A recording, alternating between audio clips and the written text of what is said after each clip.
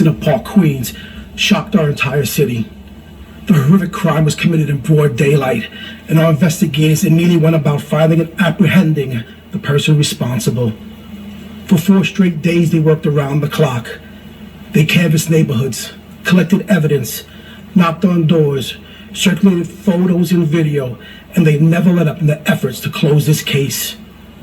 Our department reached out to the media and to the public, and our city was united in getting justice for the victim and her family.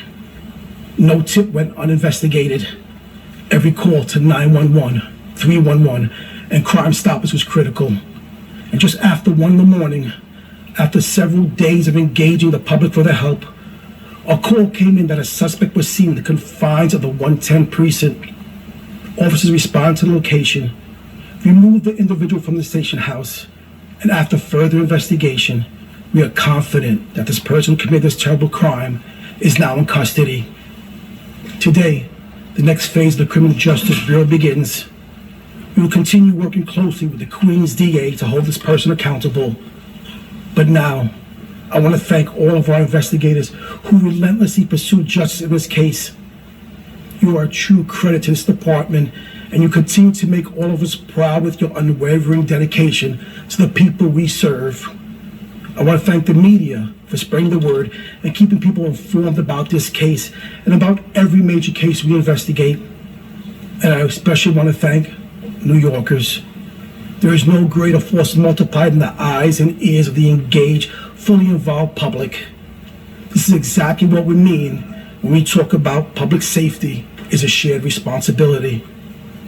And the past few days proved to the world again that the people of the city can come together and get the job done like no one else. Our Chief Detective Joe Kenny will now get some further details. Chief? Thank you, Commissioner.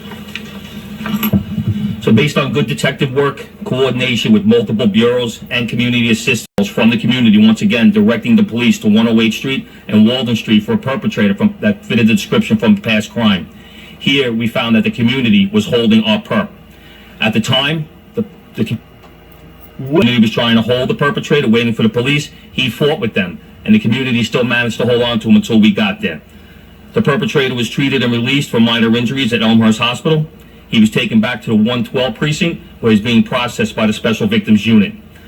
The perpetrator has made statements after waiving Miranda rights, where he indicated that he has a drug problem, that he found the knife that he used to threaten the two teens, that this was the first time he had ever done anything like this. He IDs himself in video that was shown to him. Currently, we are working with Melinda Katz in the Queens District Attorney's Office, but the charges are going to be as follows. For our female victim, rape, sex abuse, robbery in the first degree, menacing, unlawful imprisonment, kidnapping, endangering the welfare of a child, and possession of a weapon. For the male victim, robbery in the first degree, menacing, criminal possession of a weapon, unlawful imprisonment, kidnapping, endangering the welfare of a child. I'd like to thank Chris Lapolis and all of Special Victims for their efforts in bringing this case to a successful conclusion. Thank you. All right, we're going to take some on-topic questions. Dean Mosley in New York. Could you go into a little more detail about the actual apprehension of the accused residents? What should they do? Who are they? Were they a resident of Shelter? They're local residents from right on that block there. Like I said, we, through social media, through the help with you guys, that picture was out there. That sketch was plastered everywhere. Everybody knew who we were looking for. Like I said, we had tips coming in actually naming the perpetrator. So they knew who he was. When they saw him out on the street, they tried to detain him. They called 911. He began to fight back as the community was trying to retain him, and he suffered some minor injuries while the community was holding him. We're hearing, we don't have confirmation of that. We're hearing that possibly they may have used a belt to try and hold his feet together to keep him from running away. Chief, can you tell us a little bit more about where this man's been living and what sort of living arrangements he has? He's been bouncing around a little bit. We know that he entered the country from Ecuador through Texas, through Eagle Pass, Texas, back in June 25th of 2021. One of the tips we actually received was from a landlord who stated that the male had come to his building about 2 weeks previous trying to rent a room. Chief, how many people, if you have the number, were involved in this apprehension? We're still pulling video to ascertain that. When patrol, just from basement body worn camera, I saw there was at least 10 neighborhood people trying to do the right thing. Rafa, Daily News. Chief, when he came to this country, what happened at the border? Was he with a family member? And as far as DNA, is anything So the DNA is still being processed. When he did come into the country, the federal government did take fingerprints and DNA from him at the border. So that's still being worked on. We actually still processing our evidence, and we're going to try and match that up. As far as when he crossed into the border, he was with a 3-year-old child. Don't know. Let's go to CBS.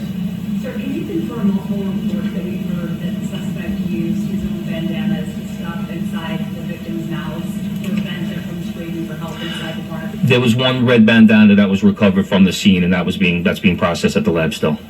Rebecca Goodman, you have one. Will any of the people who helped apprehend this suspect receive an award?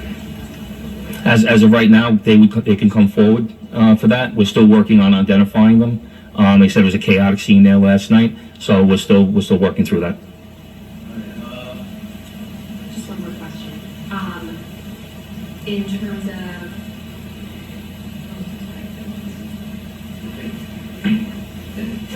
Is there anything people feel reports saying that he was a migrant?